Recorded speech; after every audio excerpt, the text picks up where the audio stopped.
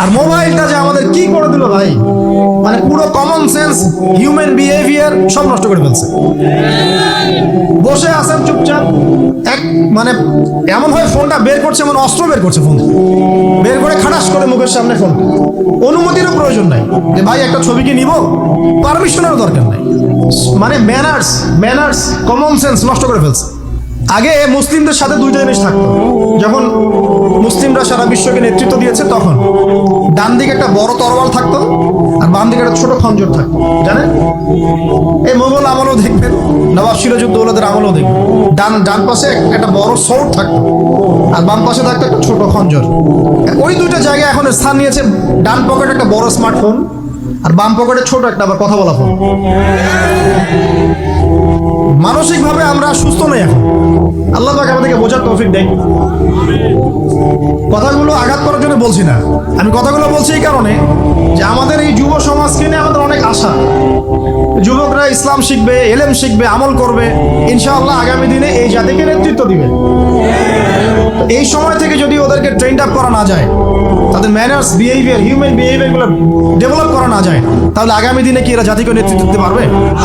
একটা হাদিস খালি বলি, মান তারাকা সালাতান মুতাআম্মিদান ফাকাদ কাফারা, মান তারাকা সালাতান মুতাআম্মিদান ফাকাদ কাফারা।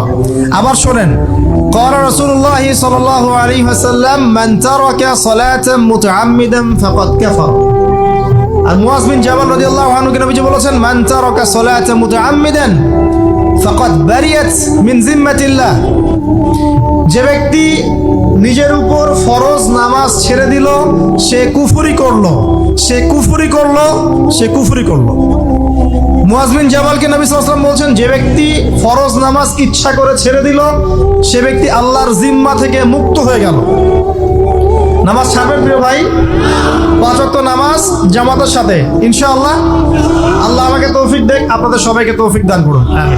জামাত যদি না পান একা পড়ে নেবেন, ঠিক আছে? যদি ঘুমিয়ে থাকেন ঘুম থেকে উঠে পড়বেন, ভুলে গেছেন যখন মনে হবে তখন পড়বেন। ওযু করার পানি নাই, কি করবেন? তায়াম্মুম করবেন। তায়াম্মুমেরও কিছু নাই, আপনার কোনো কাপড়ই নাই, সতর ঢাকার কোনো কাপড়ই নাই, কি করবেন? বসে বসে নামাজ পড়বেন ওই অবস্থাতেই। এটা কোনো মাফ নাই। মানে আপনার ওযু করার কোনো পানি নাই, তায়াম্মুমের কিছুই নাই, কাপড়ও নাই সতরে, তখনও নগ্ন হয়ে বসেই নামাজ পড়তে হবে, মাফ নাই। যখন শোয়ানো হবে মাথা থেকে কি থাকবে? সালাত। তাহলে আমরা যারা ফরজ সালাত এখন আদায় করছি না, আজকে তওবা করেন, বলেন আস্তাগফিরুল্লাহ আল্লাযী লা ইলাহা ইল্লা হুয়াল হাইয়ুল কাইয়্যুম ওয়া আতুবু ইলাইহি। হে আল্লাহ, আমরা তওবা করছি, সারা জীবনে যত নামাজ পড়ি নাই, এই সমস্ত নামাজ না পড়ার পাপ থেকে তোমার কাছে তওবা করছি। ঠিক আছে? এটা আস্তাগফিরুল্লাহর অর্থ নয়, আমি বাংলায় বললাম। আর যদি নামাজ কাজা করে আদায় করে দিতে পারেন আলহামদুলিল্লাহ, খুবই ভালো হয়। যদি নাও পারেন তাও এখন থেকে আর কোনো নামাজ বাদ দিয়ে না, আর বেশি বেশি নফল নামাজ পড়ার চেষ্টা করেন। আল্লাহ পাক তৌফিক ইনায়াত করুন। তারপরে ডান দিকে কি? সওম। সওম মানে কি? রোজা। রমজান মাসে রোজা রাখি সবাই তো, মাশাআল্লাহ, আলহামদুলিল্লাহ। রমজান মাসে সওম রাখার পাশাপাশি বেশি বেশি নফল সওম রাখার ব্যাপারে অভ্যস্ত হওয়ার চেষ্টা করতে হবে। সবচেয়ে সেরা সওমগুলো হচ্ছে মাসের 3 দিন, আইয়ামে বীজের সওম, চাঁদের 13, 14 এবং 15 তারিখ।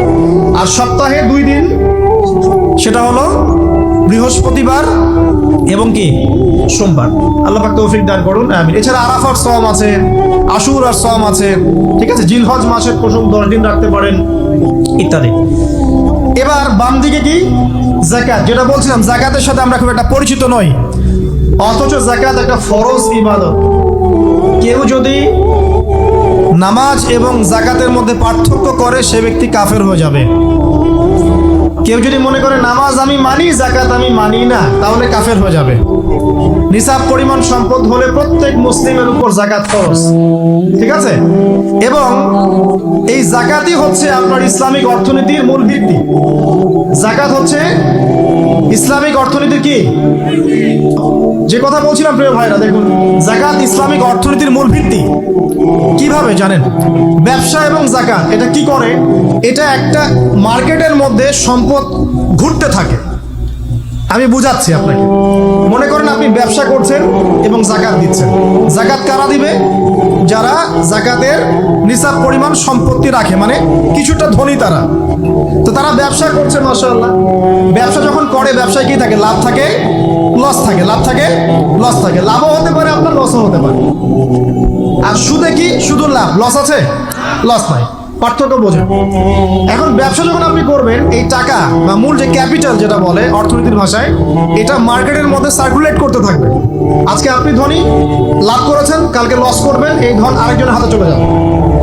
সে আবার ব্যবসা করছে, সে লাভ করলে সম্পদ তার হাতে থাকলো, লস করলে আরেকজনের হাতে। মানে এই মানিটা, ক্যাপিটাল যেটা, এটা মার্কেটের মধ্যে ঘুরতে থাকে, ঘুরতে থাকে। আজকে কেউ ধনী, কালকে কেউ ধনী, আজকে কেউ ফকির, কালকে কেউ ধনী, এভাবে।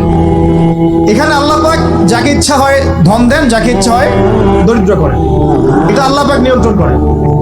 আবার এর মধ্যে যারা ধনী হবে তারা আবার যাকাত দিবে। কাকে যাকাত দিবে? যে গরিব তাকে।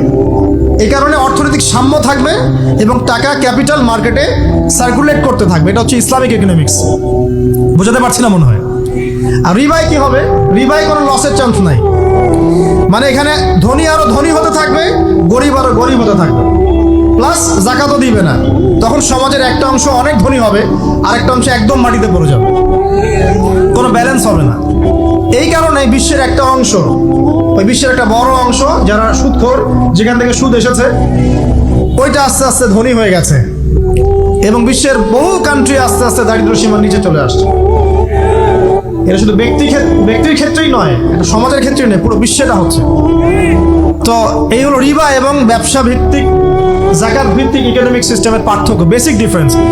রিবার মধ্যে আল্লাহ পাক তার হাত উঠিয়ে নেন, আল্লাহ পাক সেখানে আর ইন্টারফেয়ার করেন না। ঠিক আছে, সুদ খাচ্ছ, তুমি তোমার মতো চলো। আর ব্যবসা ভিত্তিক ইকোনমিক্স চললে আল্লাহ পাক সেখানে কাউকে ধন দিবেন, কারো কাছ থেকে নিবেন। আপনার ধন নিয়ে আমাকে দিবেন, আমার ধন নিয়ে আপনাকে দিবেন। আমি যদি ধনী হই, আমি আবার যাকাত দিব, সেই যাকাতের টাকা আবার আপনার হাতে যাবে। কেউ না খেয়ে মরবে না।